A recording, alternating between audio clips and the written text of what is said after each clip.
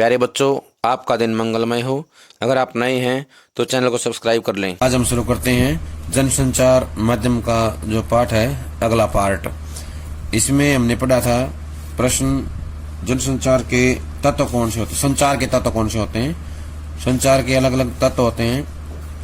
इसमें आगे पढ़ेंगे हम। इसमें संदेश का प्राप्तकर्ता उन चिन्हों और संकेतों के अर्थ निकालता है, यानी कि डिकोडिंग जो होती है उसके माध्यम से। जाहिर है कि संचारक और प्राप्तकर्ता दोनों उस कोड से परिचित होते हैं, यानी कि तभी अर्थ निकाल पाएंगे जब परिचित होंगे। संचारक और प्राप्तकर्ता दोनों का उस कोड से परिचित होना जरूरी है। संचार प्रक्रिया में प्राप्तकर्ता की भी अहम भूमिका होती है, क्योंकि वही संदेश का आखिरी लक्ष्य होता है। प्राप्तकर्ता कोई भी हो सकता है, वह कोई एक व्यक्ति हो सकता है, एक समूह हो सकता है, या कोई संस्था अथवा एक विशाल जनसमूह भी हो सकता है। प्राप्तकर्ता को जब संदेश मिलता है तो वह उसके मुताबिक यानी उसके अनुसार अपनी प्रतिक्रिया व्यक्त करता है। वह प्रतिक्रिया सकारात्मक या नकारात्मक हो सकती है, यानी उसका मित्र कह सकता है कि वह किताब देगा या नहीं। संचार प्रक्रिया में प्राप्तकर्ता की इस प्रक्रिया को फीडबैक कहते हैं। क्या कहते हैं? फीडबैक। प्राप्तकर्ता ने जो प्रतिक्रिया की है, चाहे वो सकारात्मक हो या नकारात्मक हो, वो फीडबैक कहलाएगी। संचार प्रक्रिया की सफलता में फीडबैक की अहम भूमिका होती है। फीडबैक से ही पता चलता है कि संचार प्रक्रिया में कहीं कोई बाधा तो नहीं है या आ रही है। इसके अलावा फीडबैक से यह भी पता चलता है कि संचारक ने जिस अर्थ में या जिस अर्थ के साथ संदेश भेजा था, वह उसी अर्थ में प्राप्तकर्ता को मिला है या नहीं। इस फीडबैक के अनुसार ही संचारक अपने संदेश में सुधार करता है और इस तरह संचार की प्रक्रिया आगे बढ़ती है। यानी संचार का जो काम है या संचार की जो गतिविधि है, वो धीरे धीरे आगे बढ़ती है। लेकिन वास्तविक जीवन में संचार प्रक्रिया इतनी सुचारू रूप से नहीं चलती। इसमें कुछ बाधाएं भी आती हैं। इन बाधाओं को शोर कहते हैं, यानी कि नॉइज। संचार की प्रक्रिया को शोर से बाधा पहुंचती है। यह शोर किसी भी किस्म का हो सकता है। यह मानसिक से लेकर तकनीकी और भौतिक शोर तक हो सकता है। शोर के कारण संदेश अपने मूल रूप में प्राप्तकर्ता तक नहीं पहुंच पाता। सफल संचार के लिए संचार प्रक्रिया से शोर को हटाना या कम करना बहुत जरूरी है। तो ये था हमारा प्रश्न, संचार के तत्व कौन कौन से होते हैं। तो सभी इनको याद रखेंगे। या संचार प्रक्रिया क्या होती है, इस नाम से ही प्रश्न आता है। ये कई बार एग्जाम्स में आ चुका है, तो सभी इसको ध्यान से याद कर लेंगे। इसके मेन पॉइंट देखें। पहला है स्रोत या संचारक। पहला पॉइंट आएगा स्रोत या संचारक। उसके बाद संदेश, फिर आएगा माध्यम, फिर आएगा प्राप्तकर्ता। स्रोत और जो संचारक है, इसके और प्राप्तकर्ता के बीच में जो स्टेप है, संदेश, माध्यम, इनको बाधित करने वाला होता है शोर। क्या होता है? शोर। शोर नहीं होना चाहिए। अगर शोर होगा तो जो संचारक है, प्राप्तकर्ता को अपना संदेश जो है नहीं पहुंचा पाएगा, उसकी समझ से बाहर हो जाएगा। जब ये शोर खत्म होगा तभी जो है ये प्राप्तकर्ता तक संदेश पहुंच पाएगा। जब संदेश पहुंच जाएगा तो उसके क्या प्रतिक्रिया हुई, प्रतिक्रिया बोलते हैं फीडबैक। क्या बोलते हैं? फीडबैक। फीडबैक जो है संचार के पास पहुंचेगी, उसके हिसाब से फिर जो है आगे प्रक्रिया चलेगी। इससे आगे हम करेंगे संचार के प्रकार। संचार के प्रकार। संचार एक जटिल प्रक्रिया है। उसके कई रूप या प्रकार हैं। हम यहाँ अध्ययन की सुविधा के लिए उन्हें अलग अलग समझने की कोशिश करेंगे।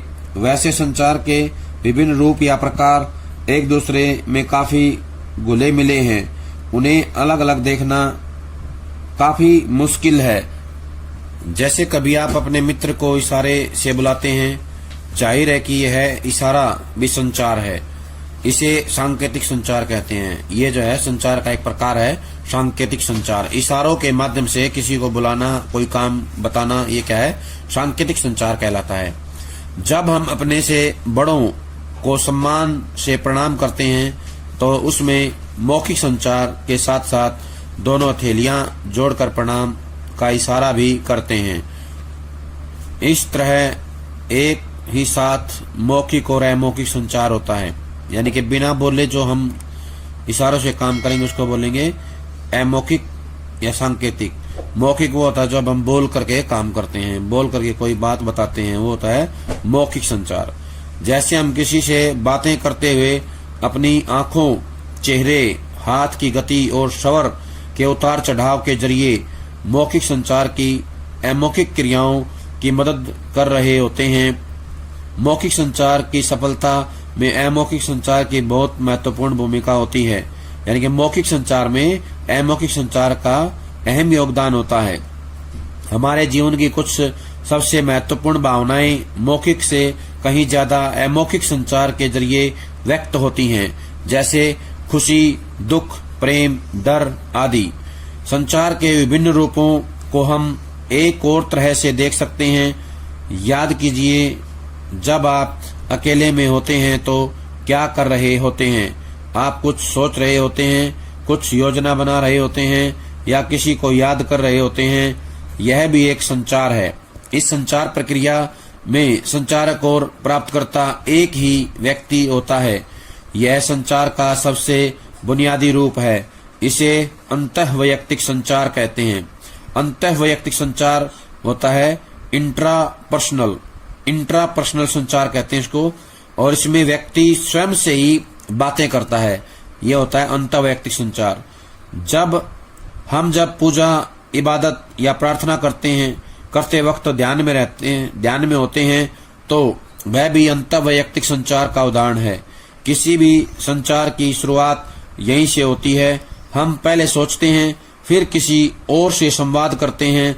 स्पष्ट है कि किसी विषय या मुद्दे पर सोच विचार करना या विचार मंथन भी संचार का ही एक रूप है। लेकिन जब दो व्यक्ति आपस में और आमने सामने संचार करते हैं तो इसे अंतर्वैयक्तिक संचार कहते हैं, इंटरपर्सनल संचार कहते हैं।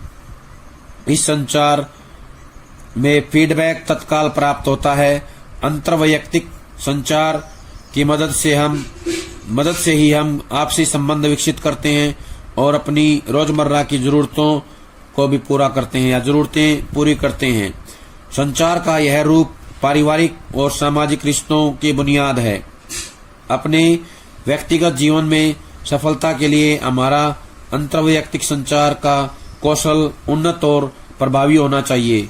इस कौशल की जरूरत हमें कदम कदम पर पड़ती है। नौकरी और दाखिले के लिए होने वाले इंटरव्यू में आपके इसी कौशल की परख होती है। संचार का तीसरा प्रकार समूह संचार है। इसमें एक समूह आपस में विचार विमर्श या चर्चा करता है, जैसे आपकी कक्षा समूह संचार का एक अच्छा उदाहरण है।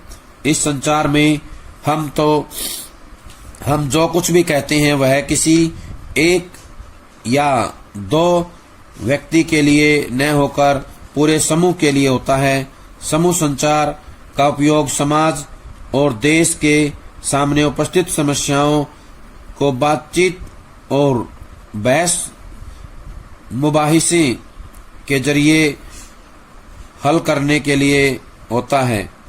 संसद में जब विभिन्न मुद्दों पर चर्चा होती है तो यह भी समूह संचार का ही एक उदाहरण है। इसी तरह गांव की पंचायत या किसी समिति की बैठक भी समूह संचार का उदाहरण है, जहां गांव के लोग या समिति के सदस्य आपस में चर्चा कर किसी निर्णय तक पहुंचते हैं। संचार का सबसे महत्वपूर्ण और आखिरी प्रकार है जनसंचार, यानी कि मास कम्युनिकेशन।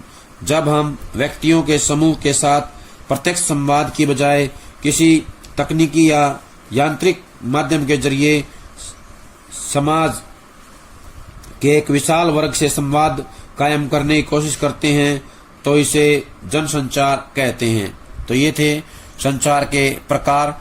इसमें आएगा पहला सांकेतिक संचार, मौखिक संचार, अमौखिक संचार। उसके बाद अगला आएगा हमारा अंतर वैयक्तिक संचार, इसके बाद अंतर वैयक्तिक संचार, समूह संचार, फिर आएगा हमारा जन संचार। ये संचार के अलग अलग प्रकार हैं। एक संदेश को यांत्रिक माध्यम के जरिए बहुगुणित किया जाता है यानी जनसंचार में।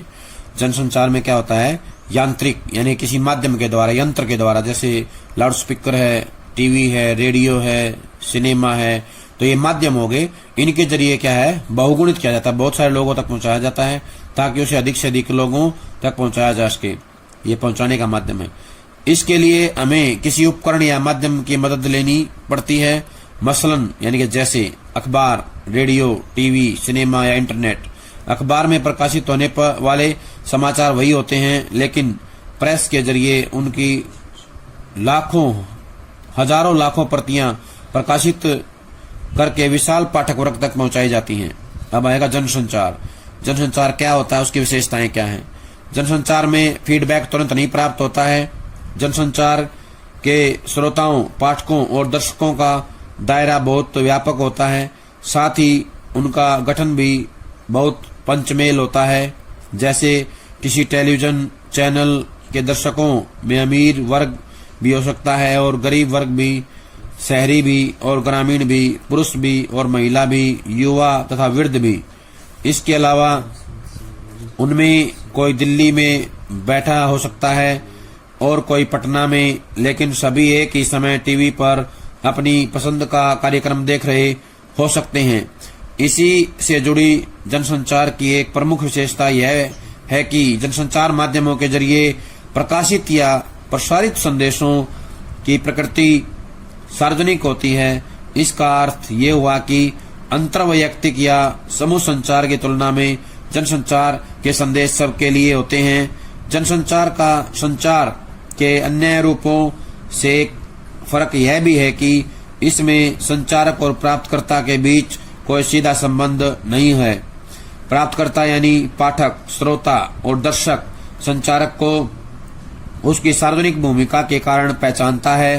संचार के अन्य रूपों की तुलना में जनसंचार के लिए एक औपचारिक संगठन की भी जरूरत पड़ती है। औपचारिक संगठन के बिना जनसंचार माध्यमों को चलाना मुश्किल है।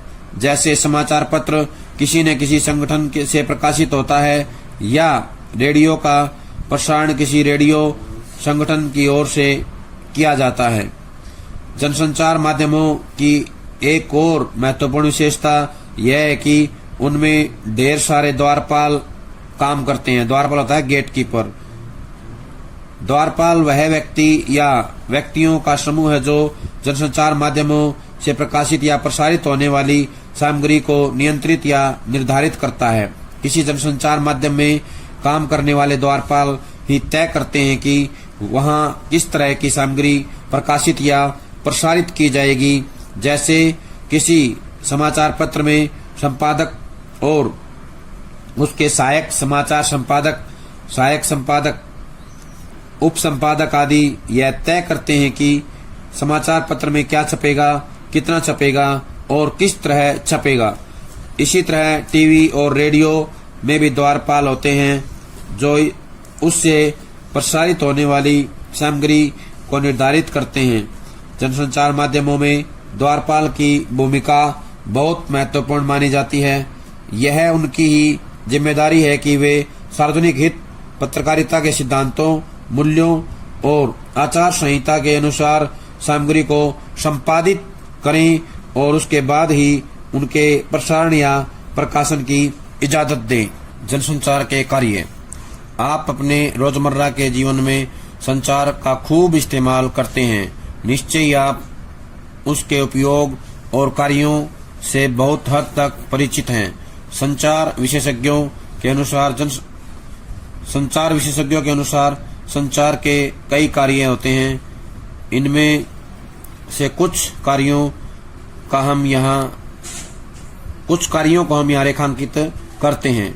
संचार के जो कार्य हैं उसमें पहला आएगा, संचार का प्रयोग हम कुछ हासिल करने या प्राप्त करने के लिए करते हैं। कुछ हासिल करने या प्राप्त करने के लिए करते हैं, जैसे अपने दोस्त से किताब मांगना। नियंत्रण, संचार के जरिए हम किसी के व्यवहार को नियंत्रित करने की कोशिश करते हैं, यानी उसे हम एक खास तरीके से व्यवहार करने के लिए कहते हैं, जैसे कक्षा में शिक्षक विद्यार्थियों को नियंत्रित करते हैं। सूचना, कुछ जानने के लिए या कुछ बताने के लिए भी हम संचार का प्रयोग करते हैं, यानी सूचना का मतलब कुछ जानने या बताने के लिए संचार का प्रयोग करना। अभिव्यक्ति, संचार का उपयोग हम अपनी भावनाओं की अभिव्यक्ति के लिए या अपने को एक खास तरह से प्रस्तुत करने के लिए भी करते हैं। सामाजिक संपर्क, संचार का प्रयोग हम एक समूह में आपसी संपर्कों को बढ़ाने के लिए भी करते हैं, यानी आपसी संबंध बढ़ाने के लिए भी, सामाजिक संपर्क बढ़ाने के लिए भी करते हैं।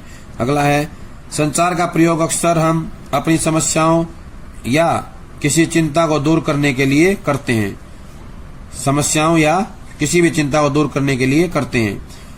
संचार का प्रयोग हम अपनी रुचि किसी वस्तु या विषय के प्रति प्रतिक्रिया व्यक्त करने के लिए करते हैं। इसके साथ ही संचार का प्रयोग हम अपनी किसी भूमिका को पूरा करने के लिए करते हैं, क्योंकि यही परिस्थिति की मांग होती है। जैसे आप एक विद्यार्थी के रूप में या एक डॉक्टर या एक जज के रूप में अपनी भूमिका के अनुसार संचार करते हैं, यानी कि अपनी अपनी भूमिकाओं के अनुसार संचार करना, ये भी जो है इसका एक कार्य है। संचार के कार्य, जिस प्रकार संचार के कई कार्य हैं, उसी तरह जनसंचार माध्यमों के भी कई कार्य हैं। उनमें से कुछ प्रमुख कार्य इस प्रकार हैं। सूचना देना, जनसंचार माध्यमों का प्रमुख कार्य सूचना देना है। हमें उनके जरिए ही दुनिया भर से सूचनाएं प्राप्त होती हैं। हमारी जरूरतों का बड़ा हिस्सा जनसंचार माध्यमों के जरिए ही पूरा होता है। शिक्षित करना, जनसंचार माध्यम सूचनाओं के जरिए हमें जागरूक बनाते हैं। लोकतंत्र में जनसंचार माध्यमों की एक महत्वपूर्ण भूमिका जनता को शिक्षित करने की है। यहाँ शिक्षित करने से आशय उन्हें देश दुनिया के हाल से परिचित कराने और उसके प्रति सजग बनाने से है। मनोरंजन करना, जनसंचार माध्यम मनोरंजन के भी प्रमुख साधन है। सिनेमा, टीवी, रेडियो, संगीत के टेप, वीडियो और किताबें आदि मनोरंजन के प्रमुख माध्यम हैं। एजेंडा तय करना, एजेंडा होता है मुद्दा। जनसंचार माध्यम सूचनाओं और विचारों के जरिए किसी देश या समाज का एजेंडा भी तय करते हैं। जब समाचार पत्र और समाचार चैनल किसी खास घटना या मुद्दे को प्रमुखता से उठाते हैं या उन्हें व्यापक कवरेज देते हैं, तो वे घटनाएं या मुद्दे आम लोगों में चर्चा का विषय बन जाते हैं। किसी घटना या मुद्दे को चर्चा का विषय बनाकर जनसंचार माध्यम सरकार और समाज को उस पर अनुकूल प्रतिक्रिया करने के लिए बाध्य कर देते हैं।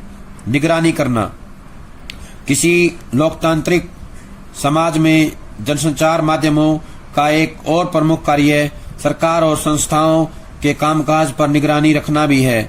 अगर सरकार कोई गलत कदम उठाती है या किसी संगठन या संस्था में कोई अनियमितता बरती जा रही है, तो उसे लोगों के सामने लाने की जिम्मेदारी जनसंचार माध्यमों पर है। विचार विमर्श के मंच, जनसंचार माध्यमों का एक कार्य यह भी है कि वे लोकतंत्र में विभिन्न विचारों को व्यक्ति का मंच उपलब्ध कराते हैं। उसके जरिए विभिन्न प्रकार के विभिन्न विचार लोगों के सामने पहुंचाते हैं या पहुंचते हैं। विभिन्न विचार जो लोगों के सामने पहुंचते हैं, जैसे किसी समाचार पत्र के संपादकीय पृष्ठ पर किसी घटना या मुद्दे पर विभिन्न विचार रखने वाले लेखक अपनी राय व्यक्त करते हैं। इसी तरह संपादक के नाम चिट्ठी स्तंभ में आम लोगों को अपनी राय व्यक्त करने का मौका मिलता है। इस तरह जनसंचार माध्यम विचार विमर्श के मंच के रूप में भी काम करते हैं। तो प्यारे बच्चों, आज जो काम करवाया गया है सभी इसको अच्छे समझ करके कॉपी में लिख कर याद करें। सभी का बहुत बहुत धन्यवाद।